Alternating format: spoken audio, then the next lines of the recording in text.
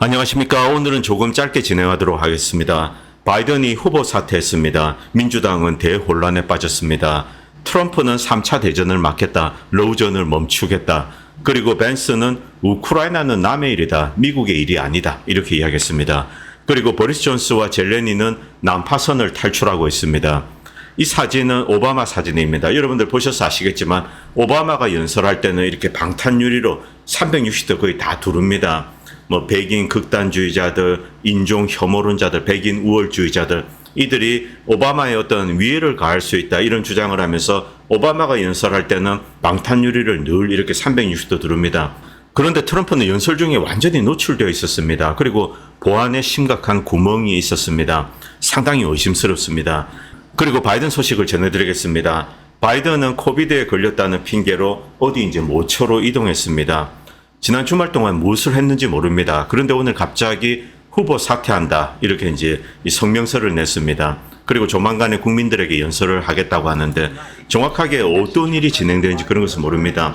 민주당 지지자들, 메이저 이 도너들, 기부하는 사람들, 그리고 민주당의 어떤 지배 세력들 이들이 모여가지고 바이든의 무언의 압력을 넣지 않았나 이렇게 추정되고 있습니다.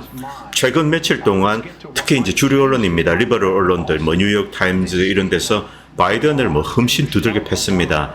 바이든은 대통령 후보에서 사퇴해야 된다. 트럼프를 이길 수 없다. 다른 사람이 나가게끔 해달라. 이 정도로 필사적으로 트럼프가 대통령이 되는 것을 막으려고 혈안이죠. 바이든은 현재 지력 상태로는 우리 같은 일반인들이 밖에서 봐도 바이든은 말도 잘 못하고 어디 있는지도 모르고 그리고 사람도 잘 알아보지 못하는 것이 아닌가 이런 의구심이 듭니다. 어쨌든 바이든은 물러난다고 했습니다.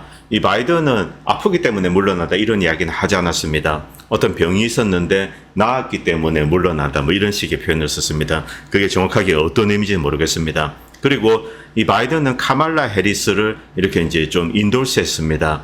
그런데 이것을 둘러싸고 여러 가지 이제 잡음이 있습니다. 많은 사람들은 카말라 해리스가 자동으로 대통령 후보가 된다 이렇게 생각하시는데 그렇지 않습니다. 민주당 전당대회에서 결정을 해야 됩니다. 여기에 몇 개 세력이 충돌하고 있습니다. 그리고 여러 가지 조합 가능성이 있습니다. 일단 카말라 해리스가 대통령으로 나온다. 그런데 카말라 해리스는 어차피 핫바지입니다. 저들이 내세우는 이제 퍼핏입니다. 실제 권력을 행사하는 사람, 이것이 부통령이 되지 않을까. 이 부통령 후보에 여러 사람들이 이제 거론되고 있습니다. 일단 첫 번째로 힐러리 클린턴입니다. 두 번째로 게빈 뉴섬 이런 사람들이 나오죠. 자, 그런데 아예 카말라 해리스를 대통령 후보로 만들지 말자. 새로운 대통령 후보를 내고 또 새로운 부통령 후보를 내자. 이런 주장을 하는 세력들이 있습니다. 그런데 지금까지 들려오는 정보로는 힐러리 클린턴과 그리고 이제 바이든은 카말라 해리스 대통령 후보 그리고 부통령은 미정입니다. 그런데 여기에 오바마가 반대하고 있다고 합니다. 일단 밑에 내용 잠깐 보도록 하겠습니다. 이 오바마는 바이든을 칭찬했습니다. 그런데 카말라 해리스에 대해서 인도스를 하지 않았습니다. 다른 후보 생각을 하는 거죠. 대통령 후보입니다. 혹시 오바마는 그의 부인인 미셸 오바마를 대통령 후보로 생각하지 않는가? 일단 민주당 내에서 지금 현재 가장 인기 있는 사람은 버럭 오바마입니다. 이것은 부인할 수가 없습니다. 흑인들에 있어서 절대적인 지지를 받고 있죠. 그리고 많은 리버럴 세력이 또 오바마를 좋아합니다. 이 오바마의 입김이 상당히 강력하게 작용합니다. 일단 오바마는 미셸 오바마를 생각하는 것 같고 힐러리와 그리고 바이든은 카말라 해리스 대통령 후보 그리고 부통령의 어떤 실권자를 힐러리 같은 경우 자기가 직접 가든가 아니면은 다른 사람을 앉히든가 이런 다양한 이제 조합이 가능합니다. 일단 이 부분은 대혼란 상태이기 때문에 일단 지켜봐야 할 것 같습니다. 지금 민주당은 심각한 내용에 빠졌습니다. 한 60년대 민주당 위기가 있는데 그때 사태와 비슷한 것이 아닌가 이렇게 이제 이 정치 해설가들은 이야기하고 있습니다. 이런 위기에 빠지면은 한 10년, 15년 정도 이렇게 정체성을 잃고 헤매게 되죠. 이런 심각한 위기에 이제 직면한 겁니다. 민주당이 이렇게 몰락한데 결정적인 이유는 역시 바이든의 여러 가지 실정들, 일단 바이든 자체가 국민들과 이제 소통을 제대로 할 수 없는 그런 사람이었죠. 그리고 4년 동안 인플레이션이다. 그리고 이제 러우전, 그리고 가자 사태 이런 것들이 복합적으로 겹쳤습니다. 그런데 미국 내부를 보면은 일반적인 미국인들은 외국에서 어떤 일이 벌어지고 있는지, 한국이 어디 붙어 있는지, 우크라이나가 어디 붙어 있는지 이런 거 잘 모릅니다. 그리고 별다른 관심도 없습니다. 그렇기 때문에 이 미국 국내 이슈가 미국의 이제 유권자들의 표심에 가장 결정적인 영향을 끼칩니다. 무엇이 가장 심각한 문제일까요? 바로 인플레이션입니다. 물가죠. 과거에 한 7, 8불이면 한 끼를 먹을 수 있었는데 지금은 뭐 15불, 17불, 뭐 어떤 경우는 20몇 불 이렇게 갔습니다. 그리고 유가도 거의 뭐 2배 이상으로 뛰었죠.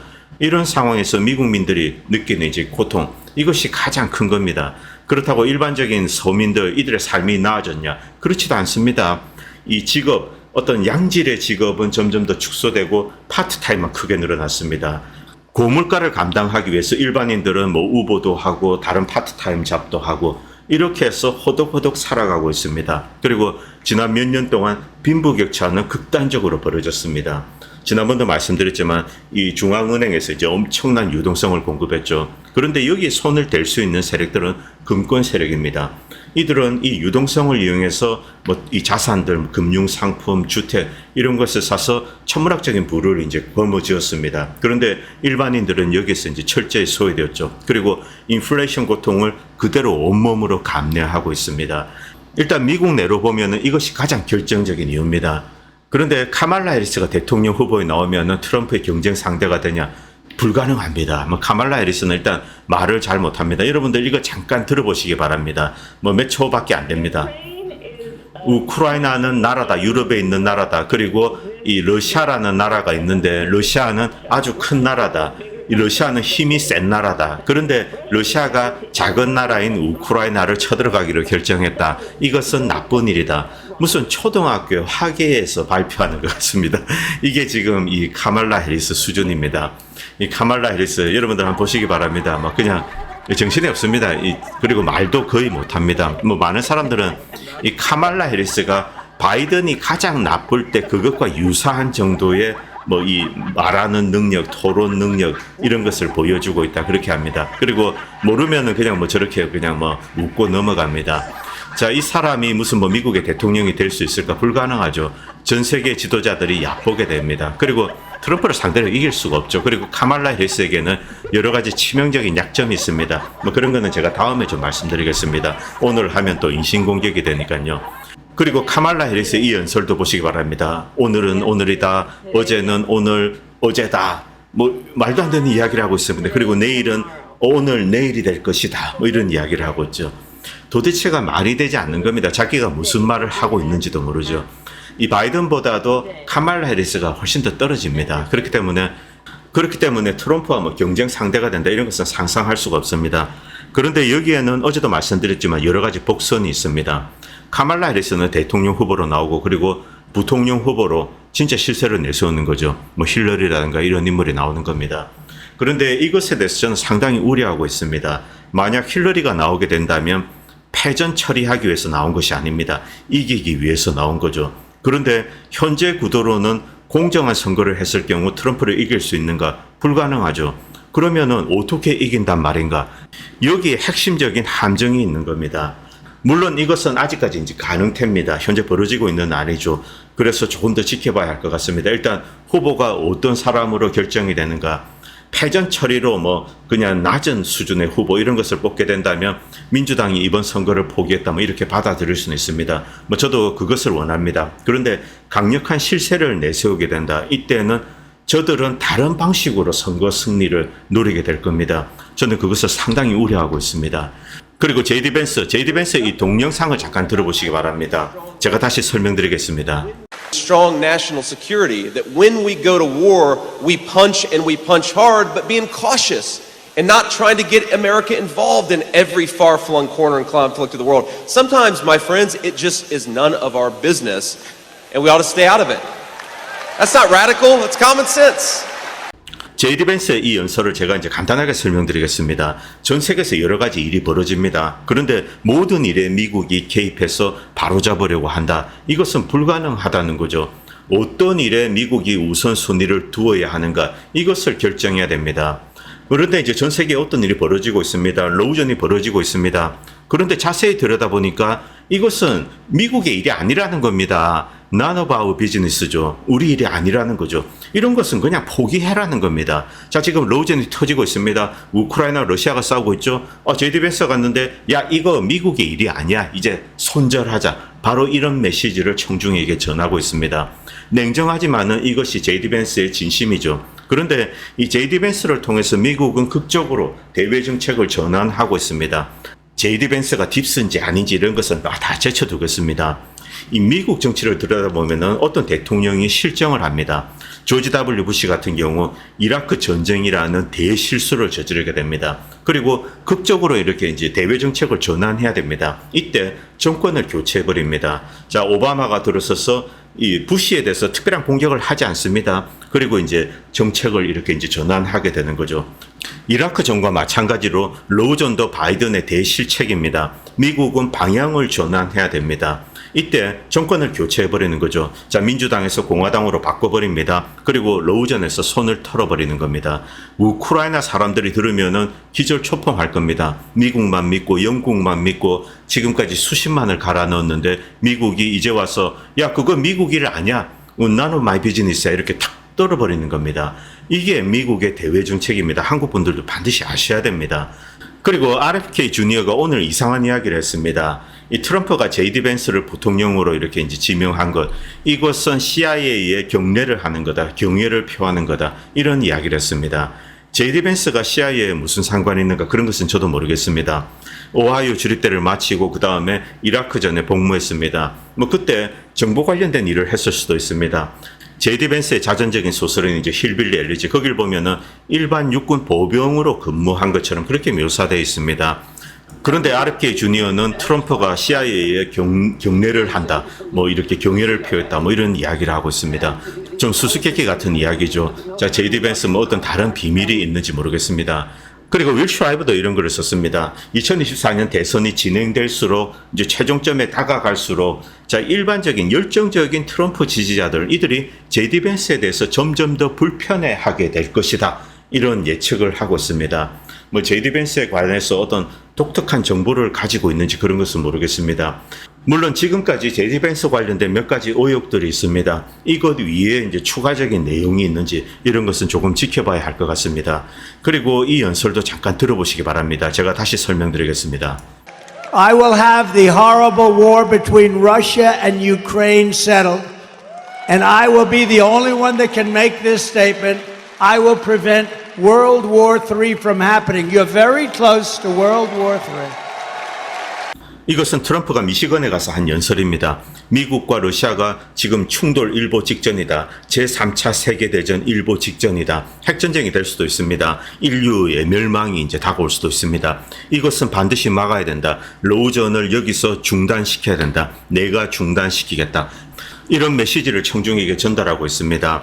제가 생각했던 것이 맞다면, 즉 이 민주당의 실정, 즉 로우전입니다. 자, 이것을 뒤집기 위해서 거국적인 차원에서 민주당에서 공화당으로 자연스럽게 평화적으로 정권을 이양하고 그 다음에 트럼프가 로우전을 종식시키고, 이렇게 미국이 거국적으로 이제 3차 대전 위기를 이제 잠재운다. 뭐 그 경우는 다행입니다. 그러나 우리는 다른 가능성도 고려해야 됩니다. 어떤 어둠의 세력이 있는데 이들은 전쟁을 원하고 있습니다. 그렇기 때문에 트럼프로의 정권 이양을 반드시 막아야 되겠다, 이런 결심을 했을 수도 있죠. 이건 역시 좀 지켜봐야 할 것 같습니다. 그리고 이런 풍자짤이 올라왔습니다.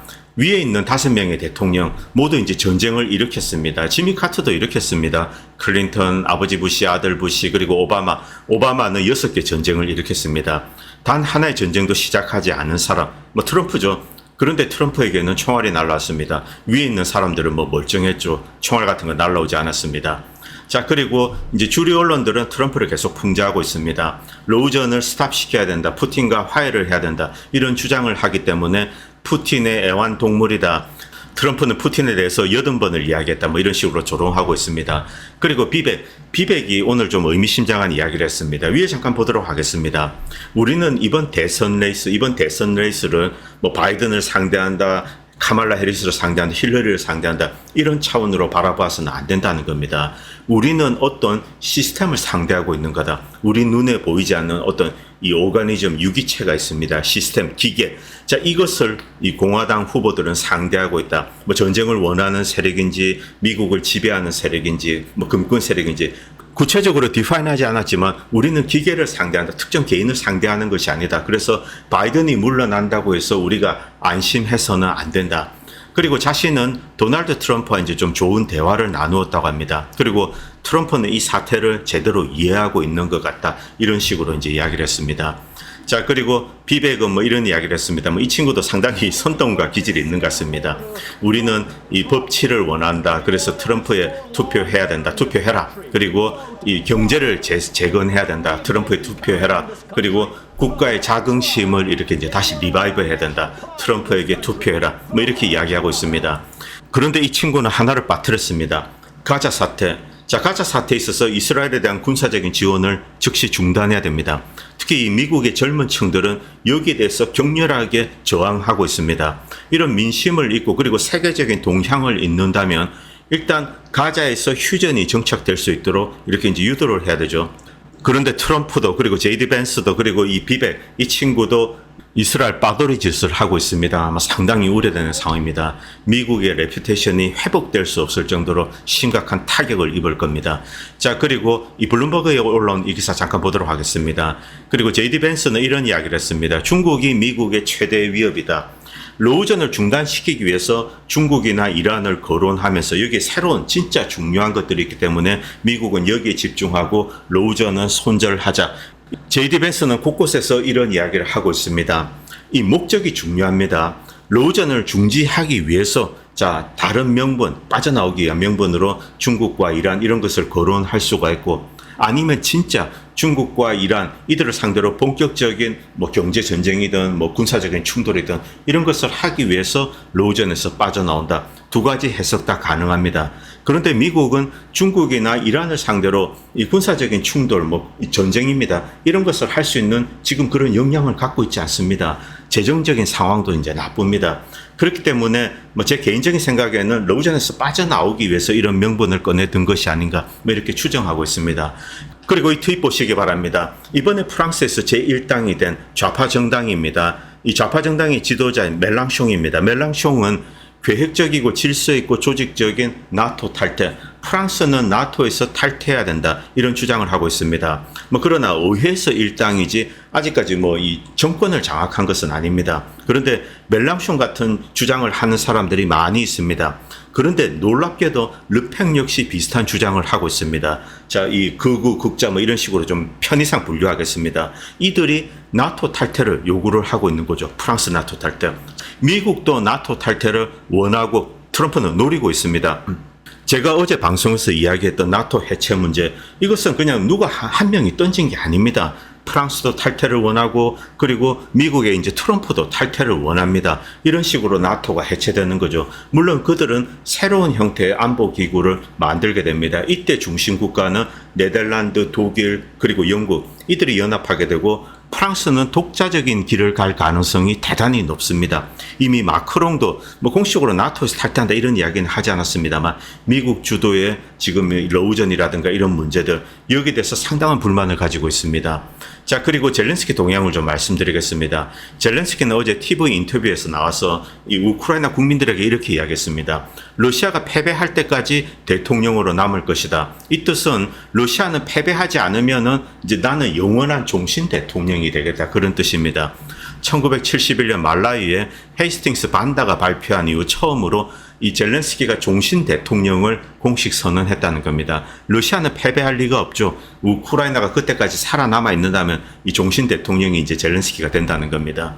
자, 그런데 우크라이나의 동향이 심상치 않습니다. 일단 트럼프가 젤렌스키와 통화를 나누었습니다. 트럼프는 분명하게 젤렌스키의 메시지를 전달했을 것으로 그렇게 추정하고 있습니다. 왼쪽 사진의 인물 여러분들 잘 아시죠? 키예프의 클리츠코입니다. 이 네오나치, 이 키예프 시장입니다. 이 친구가 이런 이야기를 했습니다. 젤렌스키가 전쟁을 끝내기 위해서 국민 총투표를 할 수가 있다. 국민들에게 의사를 묻는 겁니다. 러시아는 지금 4개 주, 헤르손부터 뭐 자포로치아 이렇게 쭉 있습니다. 자, 이 영토를 러시아에 준다. 여기에 국민들이 동의를 하면은 이제 주고 전쟁을 중단시키겠다는 겁니다. 이런 이야기를 하고 있습니다. 블라디미르 젤렌스키는 지금 이 탈출구를 찾기 위해서 노력을 할 겁니다. 전쟁에서 이길 수는 없죠.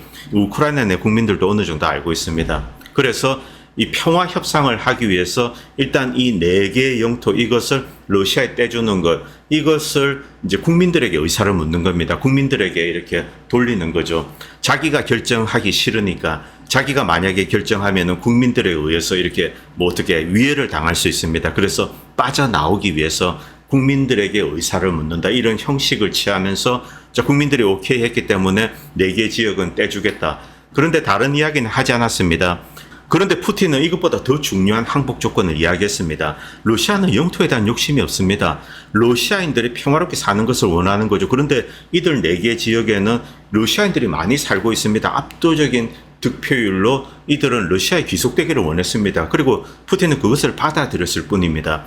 푸틴이 요구한 진짜 항복 조건은 일단 첫 번째 탈나치화입니다. 디나치피케이션입니다. 지금 우크라이나 내에 있는 아조프 민병대라든가 이런 뭐 사람들이 다 있습니다.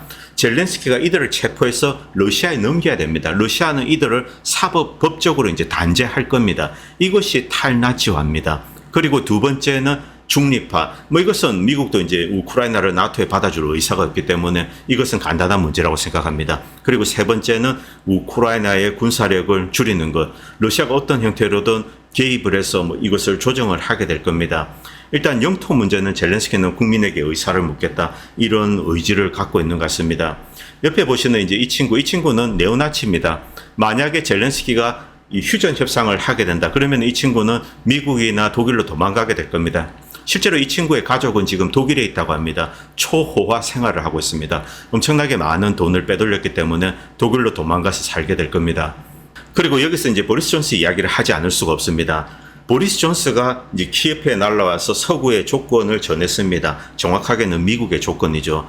2022년 4월에 날라와서 젤렌스키, 너 만약에 러시아 요구 조건을 받아들여서 휴전을 하게 된다, 이때는 우리는 어떠한 지원도 하지 않겠다, 이렇게 이제 최후 통첩을 했습니다. 결국 젤렌스키는 전쟁을 이렇게 결심을 하고 일단 속여서 기만해서 키예프 주변에 있는 러시아군들은 철수하도록 만들었습니다. 그러자마자 바로 이제 반격을 준비한 거죠. 이 보리스 존스와 그리고 당시 이 폴란드에 날라와 있던 바이든, 이 두 사람이 주범입니다. 다 만들어진 이 평화협정, 이것을 파토를 내고 전쟁으로 유도한 겁니다. 그리고 패배했습니다. 서구는 엄청난 재정적인 피해를 입었습니다. 뭐 군사적인 지원도 많이 했죠. 그리고 우크라이나는 파괴됐습니다. 러시아는 승리하고 있습니다. 자, 이런 상황에서 이제 탈출구를 찾는 겁니다. 난파선에서 뭐 배가 침몰하고 있는데 젤렌스키나 보리스 존스도 이제 탈출을 해야 되죠. 물론 이 친구는 영국에 삽니다만 정치적인 부담을 이제 피할 수가 없습니다. 그래서 이제 데일리 메일에 이런 글을 올렸습니다. 황당한 내용들로 가득 차 있습니다. 데일리 메일에 올린 이제 기고문에서 이 보리스 존슨은 젤렌스키에게 영토 일부를 포기해라, 갑자기 뜬금없이 이런 이야기를 합니다. 2022년에 그때는 이제 영토도 포기하지 않았어도 됩니다. 마리우폴 이런데 다시 우크라이나에 다 돌려주는 겁니다. 도네스크와 루안스크만 이렇게 내버려 둬라, 이겁니다. 그런데 지금 다 뺏기고 나서 영토를 포기해라, 이렇게 충고를 합니다. 자, 그리고 이 블라디미르 푸틴 러시아 대통령에 대한 보상으로 또 이제 우크라이나 내에 러시아어를 쓰는 사람들, 이들에게 탄압을 하지 않는다, 어떤 이제 뭐 법을 만들거나 이들을 보호하는 뭐 그런 정책을 취하는 겁니다. 그 전에 어떻게 했습니까? 우크라이나 말을 하면은 투표권도 없고 2등 시민으로 이렇게 강등해버렸습니다. 기본적인 시민권을 박탈해버렸죠. 그렇기 때문에 우크라이나 내에 러시아어를 쓰는 사람들이 이렇게 무장을 하고 일어난 것, 이것은 본질적으로 내전입니다.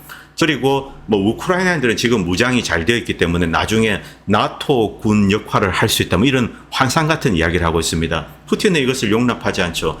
이 존슨은 아직까지 정신을 못 차렸습니다. 우크라이나 군이 미국을 위해서 많은 일을 할 수 있을 거다, 이 러시아를 대항한 어떤 대포밥 역할을 할 수 있을 거다, 이따위 이야기를 쓰고 있습니다. 모스크바와 글로벌 화해를 하지만은 우크라이나는 활용할 수 있다. 아직까지 정신을 못 차린 거죠. 여기에 대해서 암체오로드는 이렇게 충고하고 있습니다. 이 보리스 존스야, 정신 좀 차려라. 네가 그때 만들어진 평화협정을 파토내지 않았냐. 우크라이나는 러시아가 요구하는 모든 영토를 포기하게 될 것이고, 그리고 무기도 포기하고 군사력도 이제 감소시킬 겁니다. 그리고 나토에 가입하려는 모든 열망도 포기하게 될 것이다. 우크라이나는 중립화된다는 겁니다. 이것이 푸틴 대통령의 말이다. 푸틴이 내건 이렇게 항복 조건입니다. 여기에 젤렌스키는 결국 사인하지 않을 수가 없다는 거죠. 그리고 미국은 우크라이나에 손을 뗐습니다. 제디 벤스나 트럼프의 발언을 봐서는 이것은 확실한 것 같습니다. 다만 어떤 어둠의 세력이 트럼프 당선을 결사적으로 막아야 되겠다. 그래서 어떤 다른 일을 하지 않을까, 새로운 후보를 내세우고 무엇을 하지 않을까, 이것을 저는 좀 걱정하고 있습니다. 아직까지 정보가 없기 때문에 이것은 계속 지켜봐야 되죠. 오늘 방송은 여기까지 하겠습니다. 그리고 최근에 이제 이 트럼프 관련 이슈를 다루니까 처음에 방송을 올리면은 노란 딱지가 좀 붙고, 그리고 좀 시간이 지나야 풀어주고 그렇습니다. 이 방송을 보시고 도움이 된다고 생각하시는 분들은 다양한 방식으로 후원을 해주시면 보다 좋은 방송을 만드는데 큰 도움이 될 것 같습니다. 감사합니다.